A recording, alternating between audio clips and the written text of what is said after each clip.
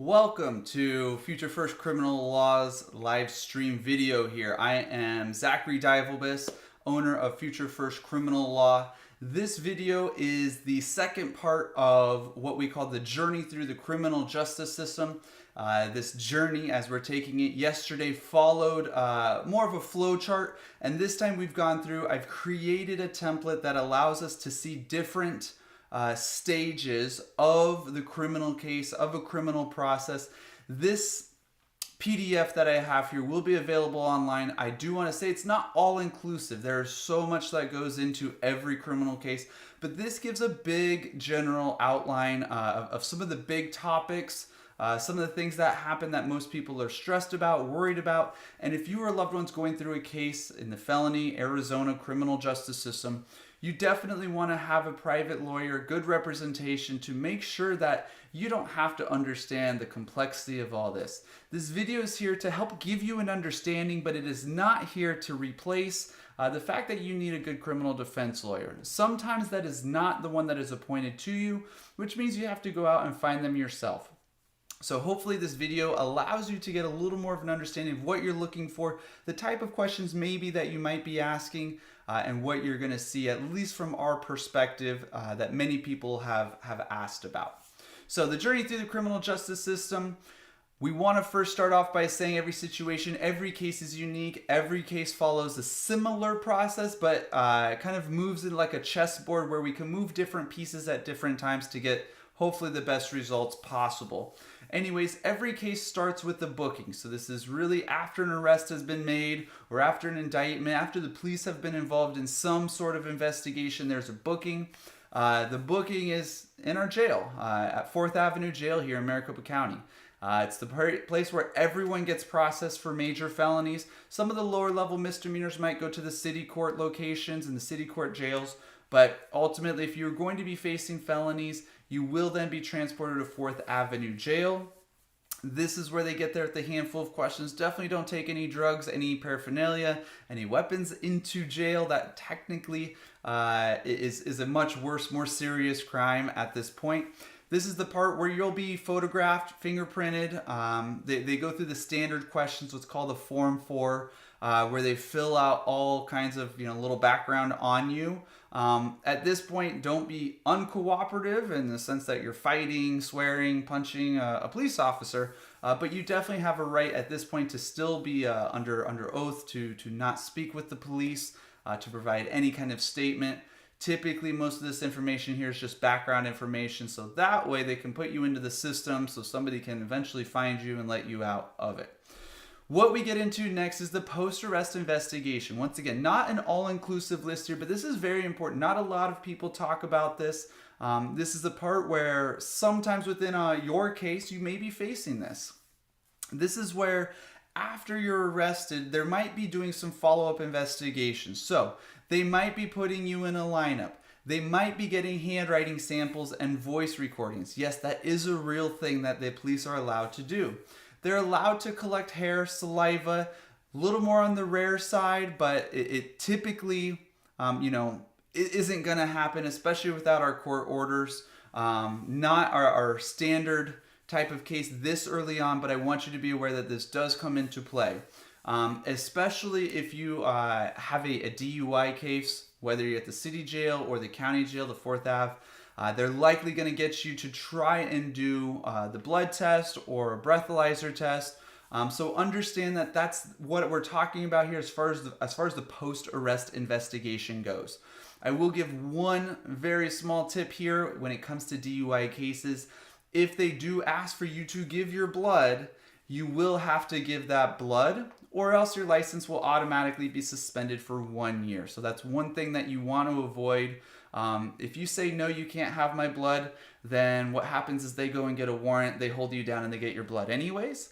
So better to give it to them actually the easy way there, saves you a license suspension, and then pretty much don't do anything else as far as that goes. Please refer to some of our other YouTube videos on DUIs and the whole process there, because there's a ton of information. That's just a quick freebie there. Most people are not aware of that one. Anyways, this is where they're going to try and get consent to search more of your property, more of your person, a house, a car, vehicle, any of those things.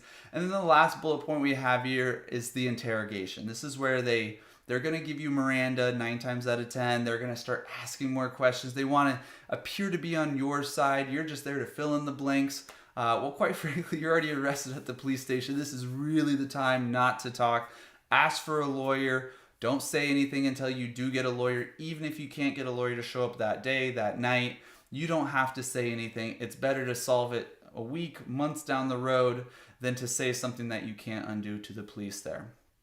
Continuing on, then we get to the initial appearance. The initial appearance, very standard for any case, but sometimes people don't realize that this is a true appearance. This is where after you've been arrested, you've been booked in a jail, you must see a judge. That's what we mean by judicial officer. You must see a judge or else they can't legally continue to hold you beyond a certain amount of time. This, in our court process, we have judges who are on the bench 24 hours a day, even at night. They pretty much go in a couple hour intervals, so it's not like they're just going to be in a big rush to see you if it's 3 in the morning or anything like that. But you definitely won't go past 24 hours without actually seeing a judge.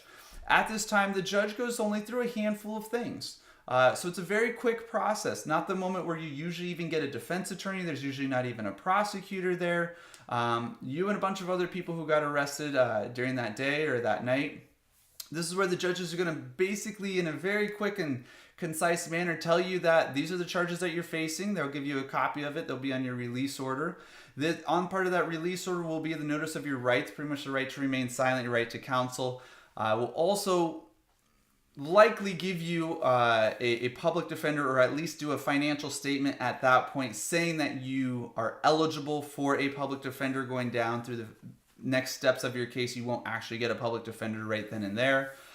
This is where they will talk about bail or bond here in Arizona, the release conditions. How are they going to either keep you in jail as your promise to appear, or they're going to say, here's OR, your own recognizance release conditions, which means you're promising that you're going to show up to every future court date and they're not going to have to put an ankle monitor on you or anything along those lines. Or there's going to be a financial burden, a cost, which is your promise to appear. And if you don't show up, then they get to take all that money that you already paid. And this is where they set up a preliminary hearing date. Understand that in our felony cases, the preliminary hearing date for this context means a few different things. There's usually status conferences, indictments, all this other kind of stuff that is in other videos.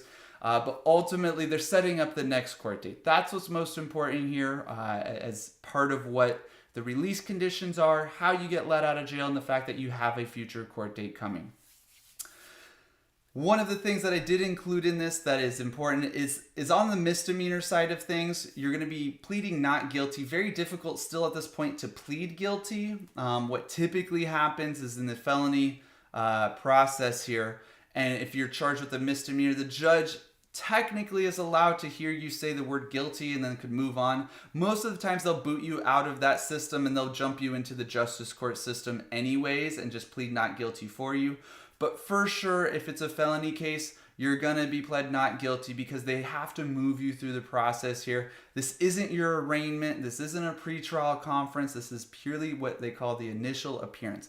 It's supposed to be very quick, very brief in order to process people into the system and hopefully get them out as far as release conditions go. But if you don't get out of jail, then it is going to be a much longer process for you. Continuing on, we get to a preliminary hearing. So I know this cuts out some of the processes, some of the steps that we talked about in the flow chart, but ultimately the preliminary hearing is classically what happens next. This is your right to the probable cause hearing. This is your next step as far as the arraignment goes. This is more of, this allows the judge to go forward with your case. It allows us as a defense team to get more evidence, more discovery. This probable cause determination, as described in some of the other videos, purely is a very low standard, basically for the judge to say, okay, was there a crime that was committed? And is it possible that you were the one who committed that crime? Super, super, super low standard. They bring in one police officer to talk for like 10 police officers. All of this is allowed. Very difficult to win a case this early on, but it definitely is possible. Won't discuss it in this video, but there are some reasons why you may not want to have a preliminary hearing due to some advantages and disadvantages that we get to play with here in Maricopa County.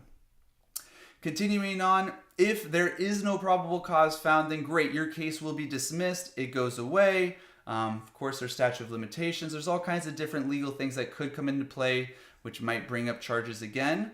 But ultimately, if you are found responsible, if you are found with probable cause, then your case gets to move on. Then we move into the not guilty phase at the arraignment. Then we start the formal process. We make sure you have a public defender at that point or a private attorney will be able to come in at this point in order to go through and talk about plea bargaining or the trial process moving forward. Continuing on, we have a brief note in here about what plea bargaining means. Plea agreement, plea offer, plea bargain, all the same word, all synonymous here. What this really means is you want to finish your case without trial. There are whole videos that go into plea bargains, especially on our felony level here, definitely our misdemeanor side, in order to help explain really what plea bargains do. So this is just such a little tiny scoop out of the ground of what this really means. But essentially, a plea deal is negotiations between your representation, your lawyer, and the prosecutor, which is the lawyer for the state of Arizona, essentially the lawyer for the police. And the idea is that a plea bargain will allow us not to go to trial. Well, you might have a very big benefit of going to trial. So hopefully the state then recognizes that if they give you a better deal than the potential outcome if you were to lose at your trial, then that's what a plea bargain does. Or at least that's the goal. It's very frequent that we don't get good plea offers, especially right off the bat. But something that is not going to be the same, or let's say it is the same as if you were just to go to trial anyways, then we might not want that plea agreement at all. We might as well then just go to trial, roll the dice, and let's see if we can win at trial. Very rare that actually happens because the prosecutors are usually smart enough to give a better plea deal than if we were to go to trial and lose, or else it defeats the whole purpose of the plea deal system here. Anyways, a judge must actually approve that plea agreement, which means it must be legally valid. Very, very high standards there. That's what every criminal defense lawyer, every prosecutor, every judge is trained to do, as long as we have formal training like we do. But it is possible to make mistakes, and so that's something that you don't want to have happen. You don't want a mistake to happen in your plea agreement, because guess what? You're never going to get the better end of a mistake here. Continuing on, you want to make sure that you never accept a plea agreement without discussing with a lawyer, whether it's a felony, whether it's a misdemeanor at all. Pre-trial proceedings, this is a huge term. All kinds of different things happen here, but the main one that you really are usually most concerned about is what we call discovery. In the criminal justice system, we don't call everything evidence, we don't call everything police reports. Discovery is the real word. This is the legal term that allows us to find out different things. It's the huge umbrella that covers all the pieces of evidence that most people are worried about. So, anyways, there are mandatory disclosures, there are voluntary disclosures, all kinds of exculpatory evidence. All these things have to be disclosed and exchanged in certain ways with certain letters and certain formats. It takes sometimes a while to download, especially videos these days. Much better than it used to be, which is a good thing, but either way, kind of a slow process here. This part of the pre-trial process is usually what takes a while on our end and on the prosecutor's end, and everybody's sitting and waiting, especially for it to happen. This is where we can go through, do additional requests for discovery to try and gather more evidence for you. Some cases we can always get more, some cases you can't. Then this is where we also talk about the discovery process and potentially filing motions to get certain pieces of evidence. Not every day that this actually has to happen, very rare, in fact, because the prosecutors know they have to turn over really every piece of evidence, and it's very rare that they actually keep anything from us, because if they do and we find out, then that's a good way to lose your license, which they don't want to do. One of the things that this follows upon is if there are legal issues in your case. All kinds of different legal issues we can have. Won't get into it in this video, but this is where we get to start filing motions that go to the prosecutor. The prosecutor gets a chance to file a rebuttal motion to say that, hey, the defense attorney was wrong, I'm right. We get a chance to then file another motion to say, hey, actually the defense attorney is right. bunch of legal back and forth here. The judge is basically the referee on this. A lot of people will say that the judge will just follow the law. They'll do everything that's right. Well, a lot of times the judges don't really know every single thing. Every single case is different. The judge doesn't get to read the police report, watch the videos just like we do. So the judge is really there to make sure the law is followed and that the legal process actually happens. Then they get to basically make the decision whether to approve a request or to deny it. Now, if a case is not resolved by the pretrial process, by a plea agreement, with any disclosure issues, motion issues, negotiations, then we must move to the trial process. There is no way to stop a case from getting to the trial process unless it's dismissed, which means every case must end with a trial. That's why plea bargaining is so beneficial, because a lot of people think, well, if I don't get a good plea agreement, then maybe the whole thing will just go away. It's not true. Your case will eventually end up in a trial. So trials, very standard process, very common here in Maricopa County. Begins with jury selection. Then we go to opening statements. Then the prosecutor gets to bring in the evidence against you. This is the police officers. This is videos, dash cams, anything that happened there. We get to cross-examine, which means ask questions of those police officers, try and poke holes in their story, talk about, maybe why they did or didn't do something, get into their credibility. Then it's our turn to present. As the defense attorney, we may want you as the defendant to testify or not to testify. We may have been able to find other expert witnesses to maybe say that something the prosecutor and the police officers did or said was wrong. All those different things come into play here. The prosecutors, if you get to testify, will be able to ask you questions. And then ultimately any other witnesses will come into play here if there are any witnesses. Typically there's not in most situations, just based on the nature of some of these crimes. You don't really want your co-defendants testifying for you, and they don't have much credibility. Either way, towards the end of the case here at trial, the prosecutor and the defense attorney, we will get what's called closing arguments. That's where we get to try and tell the jury, and it's a final way to convince the jury to side with us. Then ultimately the jury will then go and deliberate until they reach a unanimous verdict, meaning they all agree whether you're guilty or not guilty. When the jury comes back, we then get to sentencing. If the jury finds you not guilty, then great. Your whole case ends. You get to go home that day. Nothing really else to do. The prosecutor could potentially appeal if there was something that they believe was done wrong. But the bigger thing is if you're found guilty. If you are found guilty by the jury, then it's not right then and there that you go to jail or anything like that in many situations. The jury does not get to decide your punishment. So what happens is the judge then sets out a new court date in the future, about 30 or 60 days into the future, in order to do official sentencing, where the judge gets to determine what your punishment will be. The judges have guidelines, all things that your defense attorney should have talked to you before you went to trial, which is part of why sometimes it may be more beneficial to accept a plea agreement than go to trial. But ultimately the judge pretty much has their hands tied on what they can or can't do. We as the defense attorneys try and get the lowest punishment possible. Prosecutors try and get the most punishment possible. But ultimately, whatever the judge decides at that point is final. Of course, there are appellate rights if something legally went wrong during your case, but ultimately that ends it. That really finishes the journey that is what we call the criminal justice process.